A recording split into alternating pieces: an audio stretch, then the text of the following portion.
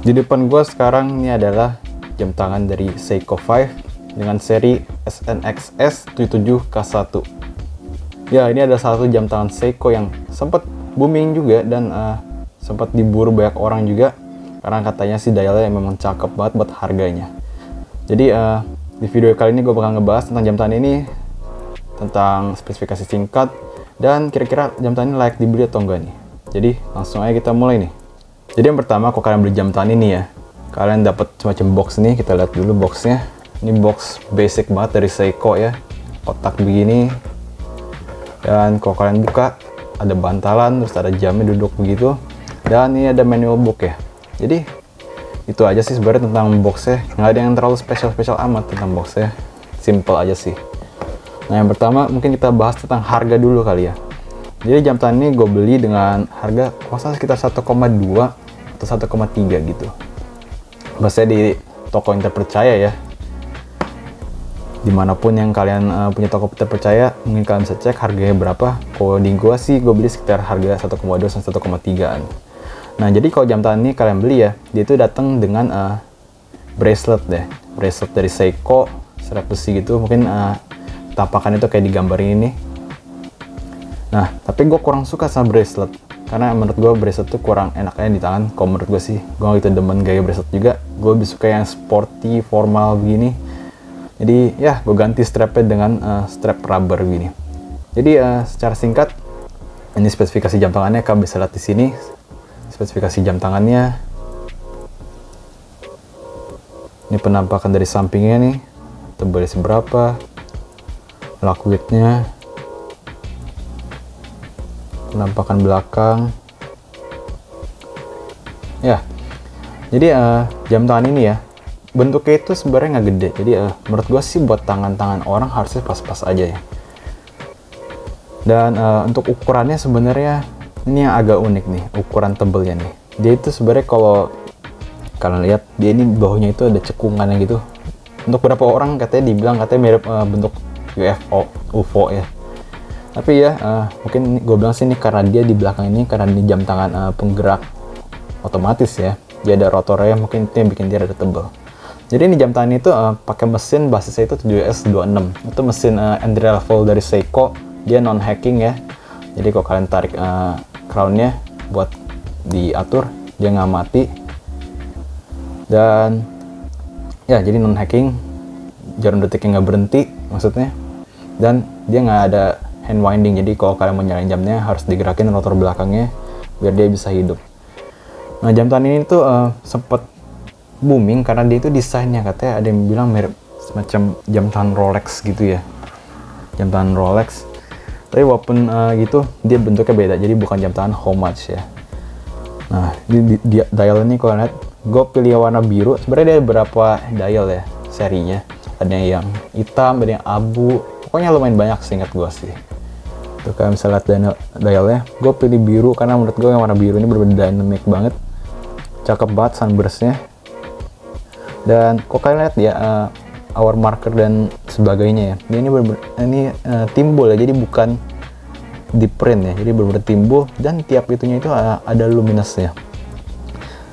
Terus kalian lihat eksekusi jarum jamnya juga ya. Menurut gue jarum jamnya bener-bener detail banget, dan dia kayak terbagi jadi, kalau kalian lihat yang menitnya yang paling jelas tuh ya, dia itu kayak ada bentuknya gitu. Jadi ya bukan cuma sekedar jarum yang flat ya. Cakep banget menurut gue. Seiko 5 automatic, bawah itu ada kata tulisan mesinnya ya, 7S26 tuh, dan sebelahnya kayak semacam kode gitu. Dia ini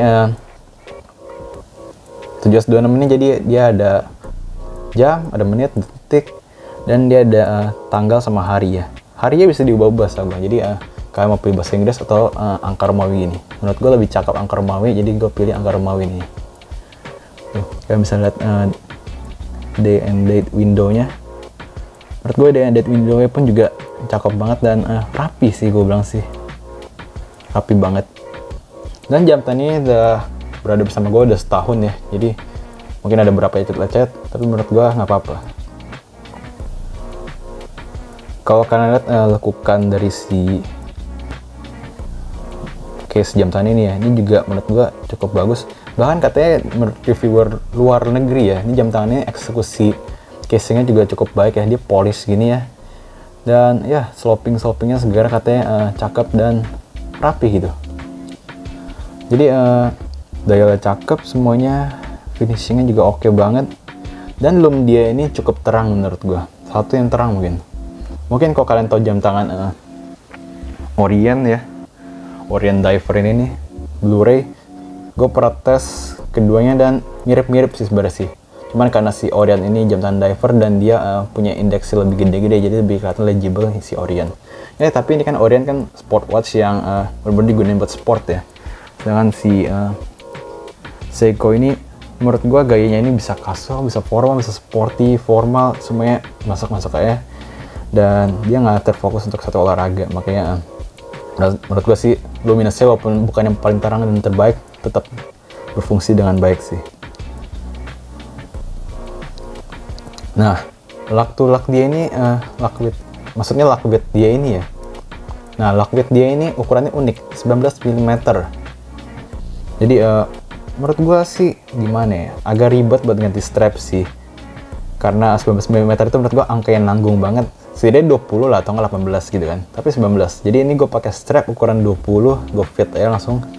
Ya nggak gitu kelihatan sih sebenarnya sih, kayak jam tangan yang dipaksain strapnya, nggak gitu kelihatan karena cuma beda 1 mm. Dan mungkin gue buka dulu nih strap. Ini strap gue beli agak murah, cuma 90 ribuan kalau nggak salah. Gue udah beli beberapa strap yang ukuran 19 mm juga ada, yang harga 200 ribuan dan sebagainya. Tapi menurut gue yang ini malah justru enak, nggak tahu kenapa. Sebentar, mungkin ini gue lepas dulu nih. Nah, jadi ini penampakan jam tangannya nih di belakang casebacknya. Kalian bisa lihat mesinnya langsung, dia transparent caseback ya. Oh ya, karena dia transparent caseback juga water resistance-nya sebenarnya nggak gitu tinggi sih. Cuma 30 meter kalau nggak salah kalau lihat dari instruction manualnya. Karena di manualnya cuma ditulis kalau water resistant itu sekitar 30 meteran. Tapi gue pernah bawa ini mandi dan sebagainya, cuci motor, gue siram pakai pump yang jet itu pun juga tetap aman ya guys. Ini jam sebenarnya kuat nih jam tangan. Tapi ya kembali ke pilihan kalian mau pakai jam tangan buat apa. Menurut gue tetap fungsional. Ini mesinnya nih kalian bisa lihat. Menurut gue cakep sih mesinnya sih. 7S26 basic tapi nggak kaleng-kaleng mesinnya. Gue nggak gitu tahu spesifik dia plus minusnya berapa ya akurasinya. Tapi di beberapa reviewer yang punya alat ukurnya udah ada yang berapa mengukur dan katanya cukup akurat lah buat sebuah movement di harga ini. Ini transparent caseback. Kalau mau buka jadi kan harus pakai yang puter itu loh. Tadi tulisannya Seiko, water resistant, mesinnya 7S26, 21 jewels ya, 21 jewels, Seiko Time Corp 7S26. Ya, ini casebacknya nih. Ya, jadi menurut gue jam tangan ini keren ya. Dan ukurannya sebenarnya enak banget karena menurut gue ini nggak kecil-kecil amat tapi tetap nggak sampai laknya itu gelantung-gelantung gitu ya. Tapi yang menjadi permasalahan adalah tebelnya ini. Sebenarnya tebelnya itu nggak gitu masalah, cuman yang nggak enak itu sebenarnya ini, dia ada cembungannya ini nih. Ini yang bikin dia di tangan itu mungkin rada nggak nyaman ya. Dan kalau mau pakai NATO strap kelihatannya jadi aneh gitu. Karena laknya di sini tapi masih ada cembungannya, jadi kayak ada ya tebel ya gitu rasanya. Makanya gue pakai rubber strap ya. Walaupun dia pakai letter juga sebenarnya enak, gue sempat pakai letter juga, suede warna biru juga. Pokoknya gue demen lah sama di jam. Selama 1 tahun di jam kayak udah pernah gue pakai buat macem-macem sih. Naik motor pernah, guncang-guncang juga pernah, tapi tetap kayak akurat aja sih. Ya walaupun nggak sebanding sama jam tangan quartz sih. Tapi gue lebih bisa mengandalkan jam tangan manual kayak Seiko 5 ini nih. Jadi kalau kalian mau lihat luminosnya, sekarang gue tampilin nih luminosnya nih.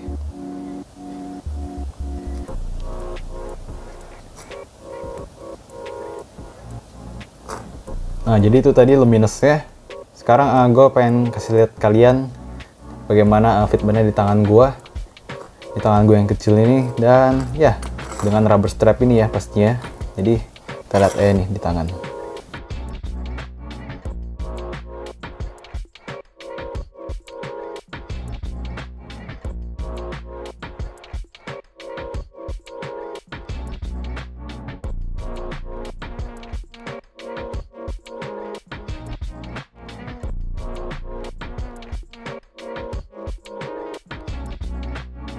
Nah, jadi itu tadi fitment di tangan.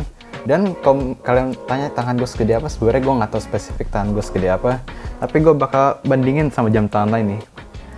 Ini di sebelah gue sekarang ada Casio F9194 nih, F914W. Dia ukurannya sama persis sama F91W yang legendaris tuh. Kalian bisa lihat nih perbandingannya. Kalau gue timpa ini ya, tuh dia masih sedikit lebih gede ya.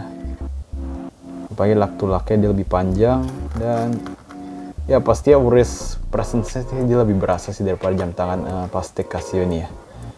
Dan ya gue tunjukin lagi sama jam tangan lain mungkin yang agak gedean ya. Ini Casio GA 2100. Tuh kalian bisa lihat perbandingannya adalah jomplang banget ya. GA 2100 tuh gede sih jam tangannya. Walaupun buat G-Shock dia kecil, tapi tetap ya. Ini Seiko ini menurut gue pas banget buat kalian ukuran tangannya itu nggak gede ya. Jadi biar lebih nyaman. Ya, jadi itulah penjelasan singkat gue tentang Seiko SNXS 77K1. Dia ada beberapa pilihan warna, jadi kalian bisa pilih-pilih warna yang kalian suka. Soalnya ada beberapa macam varian yang menurut gue cakep juga selain warna biru ini nih.